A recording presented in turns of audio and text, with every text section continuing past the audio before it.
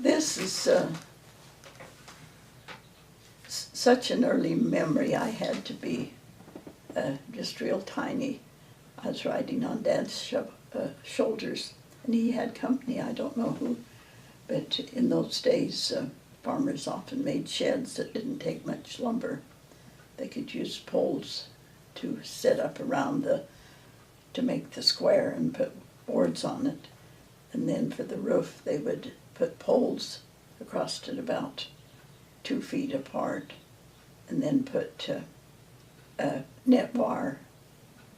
It's wire that's about a yard wide and has graduating size. It's like a mat made of wire, but the wire is about 6 inches apart, so cows can't get them, big animals can't get through it, but rabbits and squirrels or anything little it didn't bother them at all. But the roof is made of that net wire laid on the poles and then straw put on it. And the straw eventually, after it's been on for a long time, it gets kind of settled down and the water runs off, and it makes a nice, cheap shed to keep your cows and horses in when it's stormy.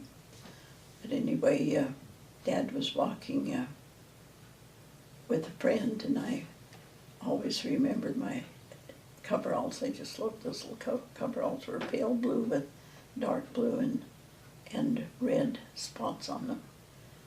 And he was walking along and me on his shoulders, but the shed was getting lower and lower as he was walking. He wasn't aware of it, and I didn't want to disturb him.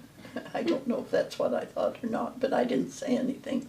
And I was, leaned down lower and lower over his shoulder, and finally, I was having my head as low as his head, trying to, and he finally noticed that I was up there. But that's one of my early memories, trying to not bother Dad, but I was getting into an impossible situation.